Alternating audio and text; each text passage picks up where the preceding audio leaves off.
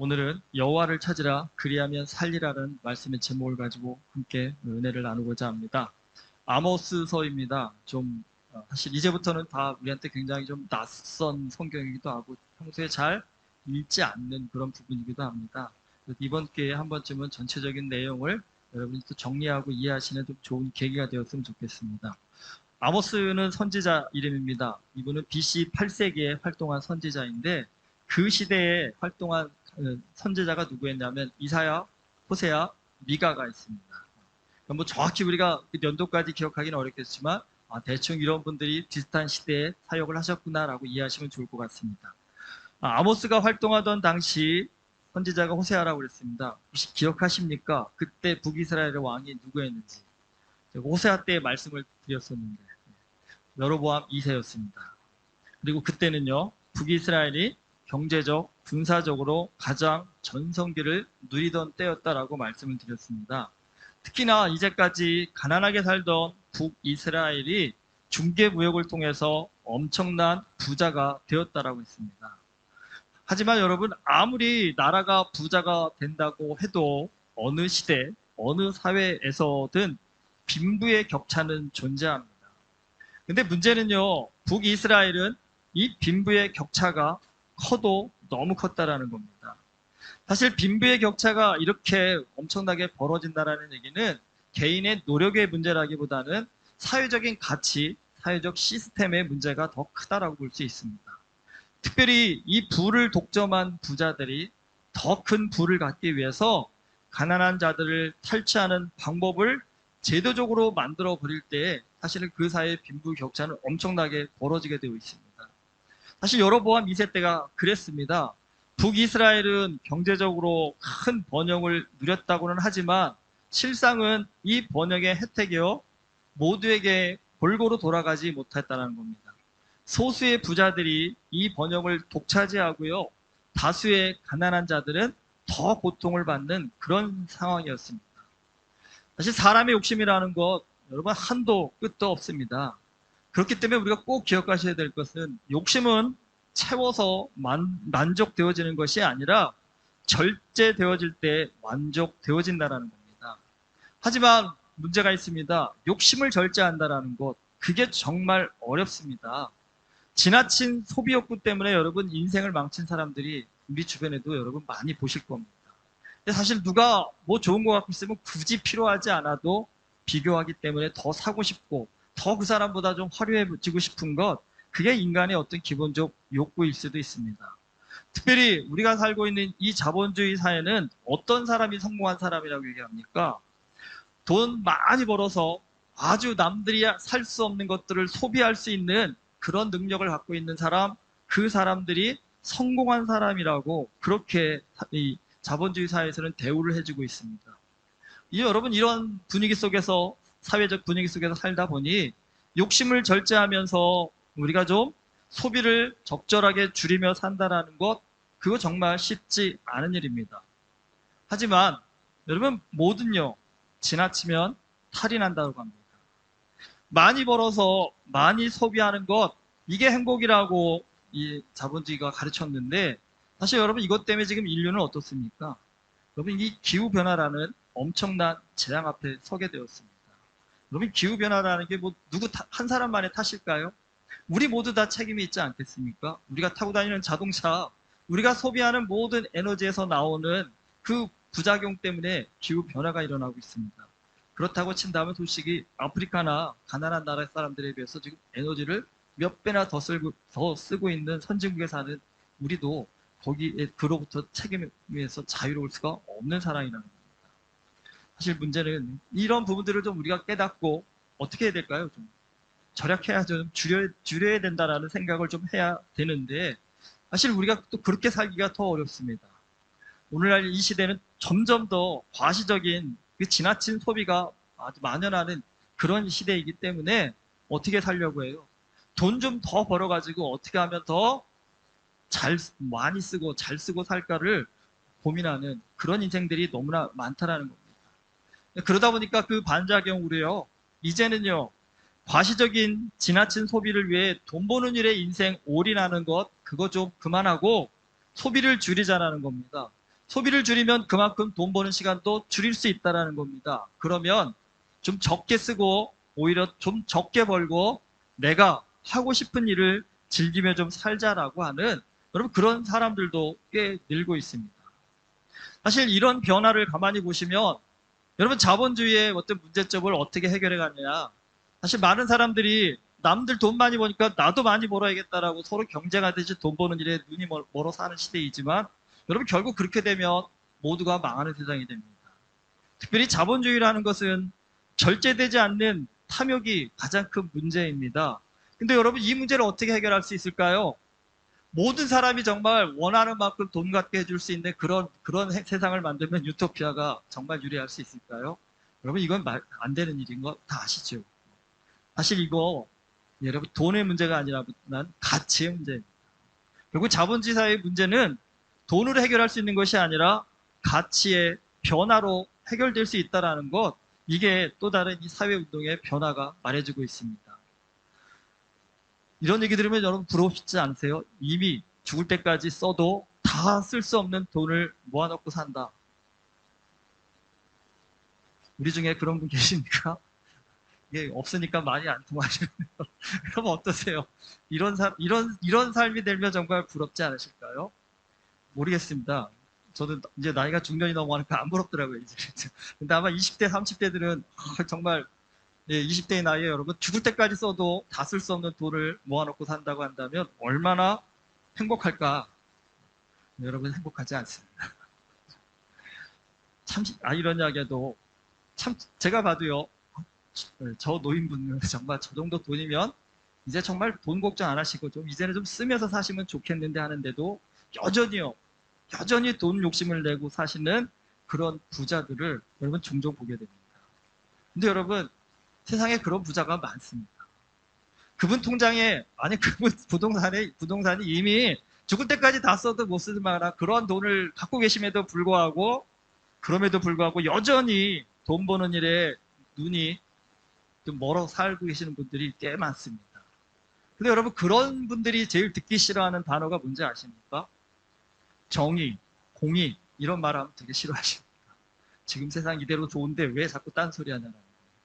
뭐 공산주의 혁명이라도 하려는 거냐라면서 굉장히 몰아붙이십니다. 여러분 중요한 게 있습니다. 이런 세상 정상은 아닙니다. 그렇죠? 근데 그런 세상 어떻게 바꿀 수 있을까요? 쉬운 일이 아니겠죠. 그건 뭐 답을 딱 이게 답입니다라고 말할 수 있다 한다면 그거 뭐 누구나 다 해결할 수 있는 문제겠죠. 근데 여러분 대통령이 바뀌어도 정치인이 바뀌어도 그런 세상 바뀌기가 쉽지가 않습니다. 아모스서로 다시 돌아오겠습니다. 왜 이 말씀을 드리는지. 아모스는요. 남유다의 드고아에서 목축업과 뽕나무를 재배하던 평범한 농민이었습니다. 사진 한번 보이죠. 드고아가 어디 있는지 좀 보십시오. 빨간 점이 있으시죠? 예루살렘하고 헤브론 약간 중간쯤에 있는 곳이 드고아입니다. 그러니까 이 남유다 안에서도 굉장히 작은 마을에 속합니다. 근데 이 작은 마을에서 축업과 농사를 짓던 사람입니다. 아모스는. 그러니까 자신의 일상에 충실하던 사람입니다. 그런데 그때에 그 농부였던 아모스에게 여호와의 말씀이 임합니다. 무슨 말씀을 선포하냐면 남유다 사람인데도 북이스라엘 가서 말씀 선포합니다. 뭘 선포하라고요?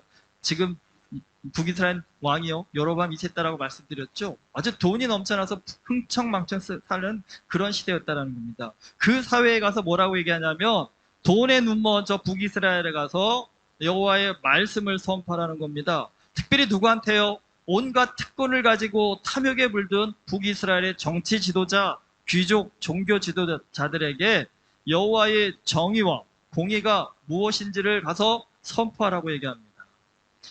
여러분 이게 잘 와닿지 않으시겠지만 이거랑 비슷합니다. 돈밖에 모르고 사는 분 있잖아요. 세상의 모든 게 돈이 최고다. 돈이 가치다. 돈이 인생의 목적이다고 얘기하는 그렇게 믿고 사는 사람한테 뭐라고 가서 얘기하냐면 그렇게 사는 게 여호와의 뜻이 아니라는 겁니다. 너 그렇게 살면 안 된다라는 겁니다. 좀 제발 돈 버는 일에만 힘쓰지 말고 이웃을 위해 돈을 좀 가치 있게 잘 쓰는 사람이 되라고 그렇게 권면하라는 겁니다. 그래서 어떤 세상을 만들라고요? 정의를 물같이 공의를 마르지 않는 강같이 흐르는 사회를 만드는 일에 좀 힘쓰는 사람이 되라라고 그런 얘기를 전하라는 겁니다. 여러분, 돈밖에 모르는 부자들이 이 얘기 듣는다 한다면 참 귀한 말씀입니다. 당연한 말씀입니다라고 받아들일까요? 아니요. 웬 헛소리 하냐고, 왜 쓸데없는 소리 하냐고 아마 오히려 싫어할 겁니다. 그리고 또 특이한 게 있습니다. 여러분, 이사야 같은 선지자는 왕족 출신의, 이분은 굉장히 고학력의 선지자로서 스펙이 굉장히 좋은 분이었습니다. 반면에 아모스는요, 그런 이사야에 비교하면 스펙이 너무 초라한 사람이었습니다. 이분은 유명한 선지자 학교를 나온 분도 아닙니다. 그리고 선지자로 인정받을 만한 경력도 없는, 또 사는 도시도 드고아라는 조그만 시골 마을에서 농사 짓는 농부에 불과했습니다. 여러분, 사치스러운 부자일수록 외적인 것에 더 집착을 합니다. 명품 옷을 입고 비싼 차를 타고 화려한 저택에 살아야 자신의 품위가 손상되지 않는다라고 생각하는 게 그게 부자들의 어떤 특징입니다. 그러니까 아모스서를 보다 보면 이러한 사치에 빠진 북이스라엘에 왜 이사야 같은 특출난 스펙의 선지자가 아닌 아모스와 같은 초라한 스펙의 이 선지자를 보내셨을까라는 그런 좀 의문이 듭니다. 보나마나 북이스라엘의 부자들이 아모스 굉장히 무시했을 겁니다. 네가 뭘 안다고, 너 같은 가난한 자가 뭘 안다고 떠드냐라고 그렇게 할 만한 그런 사람이었다는 겁니다. 좀 겉모습만 지금 화려하고 내면보다는 외형에만 치중하는 북이스라엘 사람들에게 선지자도 출신 배경이 화려해야 한다고 아마 그들은 그런 편견에 사로잡혀 있을 것입니다. 그런데 그런 그들을 향해서 아모스라는 정말 평범하다 못해 초라할 정도의 사람을 보내신 이유, 그건 좀 어떻게 보면 역으로 간다는 것 같습니다. 너희가 생각하는 여호와의 말씀, 너희가 생각하는 그런 선지자의 외형적 조건, 그것이 진실한 선지자를 가리는 것이 아니라 내면이 아름다운 사람에게 여호와의 말씀이 임한다는 사실을 좀 북이스라엘 사람들에게 알려주시기 위해서 아모스를 보낸 것이 아닐까라는 생각이 듭니다. 사실 아모스는요, 북이스라엘의 지도층에게서 말씀을 전했다고 했는데 그 중에서도 특별히 북이스라엘에요, 베델 성전을 담당하던 선지 제사장이 있었는데 그 사람이 아마샤였습니다. 그 아마샤한테 가갖고 여호와의 정의와 공의를 행하라고 이 아모스가 권면을 합니다. 사실 아마샤가 진정한 제사장이었다고 한다면 그도요, 돈에 눈이 멀어 돌아가는 북이스라엘의 상황을 심각하게 바라보았을 것입니다. 그리고 분명히 그도 이대로는 안 된다라는 것을 알았을 것입니다. 하지만 문제가 뭐냐면 그 아마샤도 돈에 눈이 먼 제사장이었다라는 겁니다. 그러니까 총체적인 문제입니다. 타락한 시대 속에서 타락한 제사장이 된 겁니다. 그러니까 여러분, 영적으로는 마이너스일지 모르지만 뭘로는 엄청난 플러스일까요? 돈 버는 일에는 엄청난 플러스였습니다. 엄청난 부를 축적하는 일에 이보다 더 좋은 시대 상황이 없었다는 겁니다. 그런데 난데없이 누가 나타나서요? 아모스가 나타나서 지금 너희가 살고 있는 이 세상을 여호와의 말씀으로 변화시키라고 합니다. 근데 여러분, 이 말을 따르면 아마샤는 지금 뭘 포기해야 되는 것일까요? 그가 그토록 좋아하는 돈을 포기해야 된다는 거예요. 당연히 듣기 싫은 얘기였을 겁니다. 그리고 자칫 이 아모스의 말을 북이스라엘 사람들이 동조하기라도 한다면 이 아마샤라는 제사장에게는 큰 손해를 끼칠 수도 있는 상황이었다는 겁니다. 그래서 그랬는지 모르지만 유대의 전승에 의하면요, 아모스를 아마샤의 아들이 막대기로 때려서 죽였다고 합니다. 얼마나 듣기 싫었으면, 얼마나 미웠으면 그렇게 했겠습니까? 네, 아모스는 욕심을 절제하지 않고 살면 결국에는 여호와의 심판을 받게 될 것이다라고 그렇게 말합니다. 오늘 말씀 11절에 이렇게 말씀합니다. 너희가 힘없는 자를 밟고 그에게서 미래에 부당한 세를 거두었은즉 너희가 비록 다듬은 돌로 집을 건축하였으나 거기 거주하지 못할 것이요 아름다운 포도원을 가꾸었으나 그 포도주를 마시지 못하리라. 그러니까 온갖 부정한 방법으로 큰 돈을 벌어서 비싼 돈 들여 돌로 멋진 집을 짓지만 거기서 살 수 없을 거랍니다. 아름다운 포도원을 가꾸어 포도주를 마시려고 하지만 마실 수 없게 될 것이라고 합니다. 하나님의 정의와 공의를 거스른 인간의 탐욕은요, 결국은 징계를 받게 될 것이라는 겁니다. 돈이 최고의 가치가 자본주의 사회 아닙니까? 그러니까 우리는 돈 버는 일을 최우선 순위에 놓고 살 수밖에 없는 그런 사회 속에 있습니다. 사실 뭐 그럴 수밖에 없습니다. 돈이 없으면 너무나 불편하고 힘듭니다. 그게 자본주의 사회이기 때문에 여러분, 이 자본주의 사회 속에서 돈 버는 일에 힘 안 쓰고 살 수가 없습니다. 여기에 가족 우선순위를 안 두고 살 수가 없는 게 우리의 삶의 현실이기도 합니다. 그러니까 여러분, 그리스도인으로 살면서도 이런 문제를 당할 때마다 우리가 항상 하는 말 있죠. 세상이 다 그렇게 돌아가는데 나 혼자 어떻게 그걸 거슬러 살 수 있겠습니까? 라는 그런 한탄들이 굉장히 많이 나옵니다.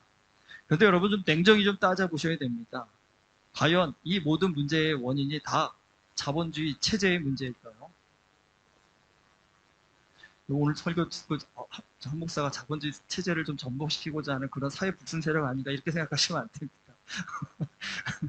저 공산주의를 동의하는 사람 아닙니다. 오늘따라 설교를 굉장히 듣기 힘들어 하시는 느낌을 받습니다. 돈 얘기 너무 많이 해서 그런가요? 여러분, 돈 얘기하자는 게 아니라 문제를 해결하자는 겁니다.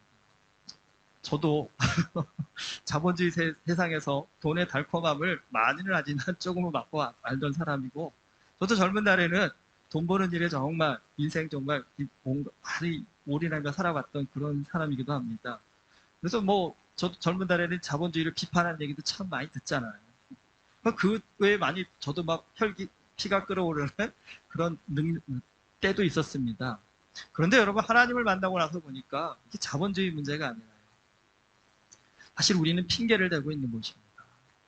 우리의 욕심이 자본주의를 더 괴물로 만들고 있음에도 불구하고 나는 그렇지 않다라고 자꾸 핑계를 대려고 세상을 탓하고 있는 것입니다. 여러분, 하나님을 믿지 않는 사람들이 자본주의 세상에서 오로지 돈만 바라보고 사는 지금 이 시대입니다. 그럼 한 번쯤 우리도 질문해 봐야 되겠죠. 세상이 다 이렇게 미쳐 돌아가는데 믿는 사람들은 그럼 어떻게 살아야 합니까? 여기에 대해서 우리가 정말 좀 신앙에 좀 관심이 있는 분이라면 누구나 한 번쯤은 좀 진지하게 우리의 마음속에 좀 질문을 던져 봐야 될 것입니다. 근데 여러분, 질문을 던져봐도 답 구하기가 쉽지 않으시죠? 근데 가만히 생각해 보니까 이 아모스서가 거기에 대해 답을 주고 있는데 우리가 아모스서를 거의 안 읽더라고요. 우리 아모스서를 거의 저도 설교 안 해왔고요. 네, 여러분, 이번에 아모스서 한 번 더 진지하게 다시 읽어보십시오. 그냥 읽으시면 답 안 보이십니다. 제가 분명히 말씀드립니다. 정말 꼼꼼하게 무엇을 말씀하시는지 한번 한 절 한 절, 정말 사회적 정의와 공의가 어떻게 실현되어지는 것인지에 대해서 아모스서를 한번 여러분 꼼꼼하게 읽어보십시오. 그러면 이 혼탁한 세상 속에서 나 어떻게 살아갑니까? 라고 걱정과 불만이 많으셨던 분들, 나름 좀 하나님께서 주시는 답을 얻으실 수 있을 겁니다. 여러분, 아모스서 가만히 읽어보시면요, 여호와께서는요, 북이스라엘의 부자들이 많은 돈을 벌었다고 해서 그것을 탓하시는 내용이 나오지 않습니다. 너 왜 이렇게 돈을 많이 벌었어? 라고 그렇게 물어보시지 않습니다. 그런데 뭘 말씀하십니까? 여호와께서 말씀하시는 거는요, 너희가 정당한 방법으로 그 돈을 벌었냐라는 겁니다. 그리고 또 한 가지 질문하십니다. 그 많은 돈을 너는 누구를 위해서, 무엇을 위해 사용했느냐라는 겁니다. 그러면서 비유적으로 하시는 말씀이 있습니다. 너는 지금 당장 없어도 되는 사치스러운 그 옷 한 벌을 살 때 그 돈으로 굶주린 이웃을 위해서 나눌 수 있는 그런 생각을 너는 한 번이라도 해봤냐라는 겁니다. 여러분, 이런 질문을 받게 되시면 나는 그만큼 부자가 아니니까 좀 자유롭지 않을까? 이렇게 생각하실 수도 있겠지만, 근데 여러분, 솔직히 이것이 탐욕스러운 부자들에게만 던져지는 질문일까요? 솔직히 우리도 살면서 여러분, 돈 버는 일에는 이때까지 정말 굉장히 노력하시고 열중을 하셨지만, 정말 내가 번 돈으로 어떻게 가치 있게 나누고 섬기는 일에 사용할 수 있을까? 이런 일에는요, 우리도 별로 크게 신경 안 쓰고 살아오지는 않았나요? 사실 아모스 시대의 북이스라엘은 외적으로는 큰 부자가 되었지만 내적으로는 큰 병이 든 상태였습니다.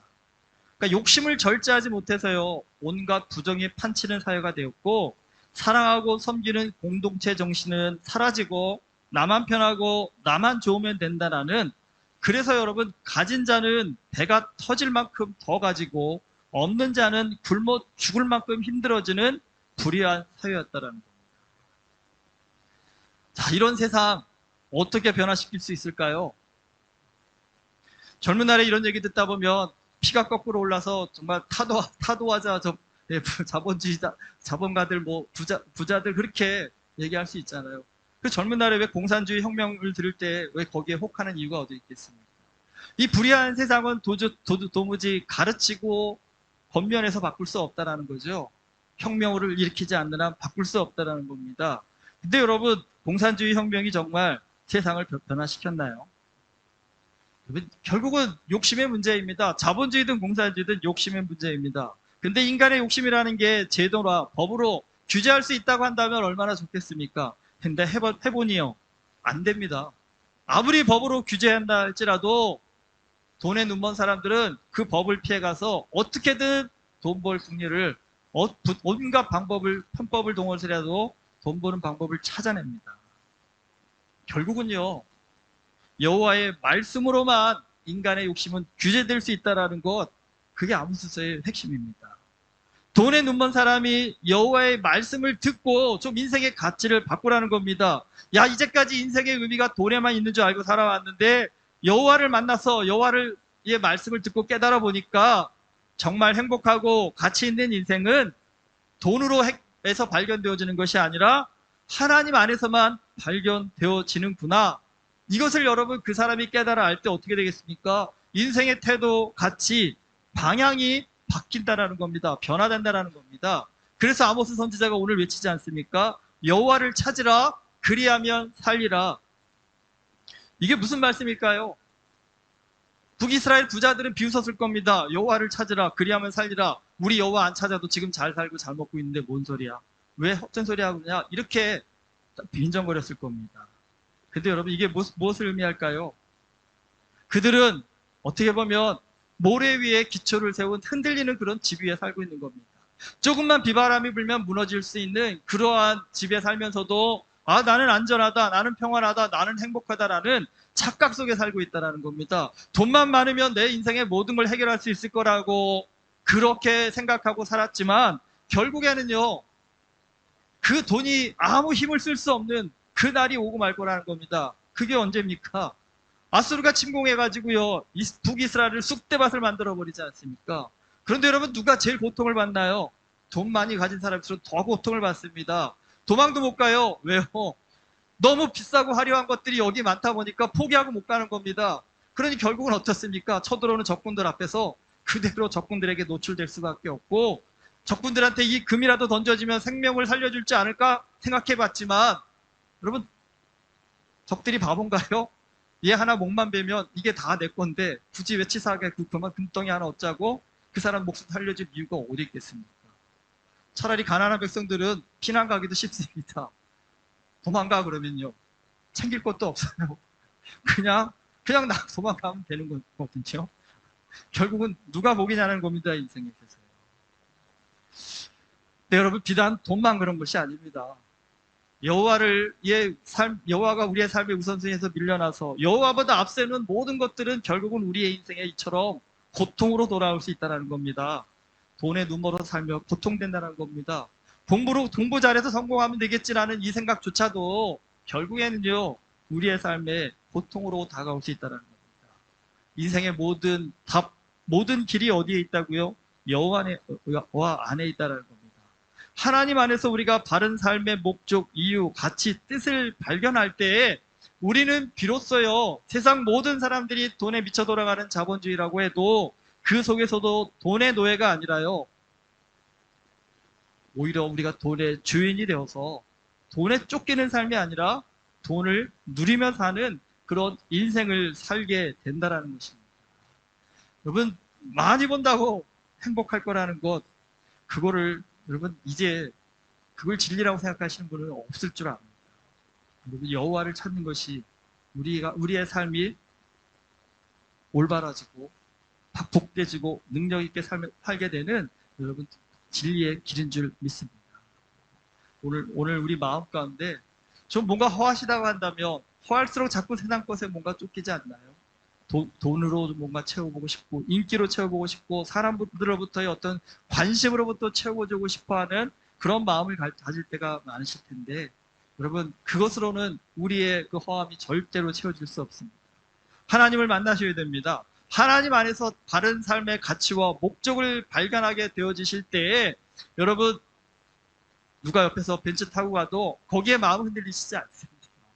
여러분 진정한 그리스도인이 된다고 한다면 저 사람은 뭘 저렇게 해서 큰 부자가 되었을까를 부러워하지 않습니다. 오히려요 하나님 없이 그렇게 부유함을 누리는 그 인생을 불쌍히 여길 줄 아는 여러분 믿음의 능력이 생깁니다.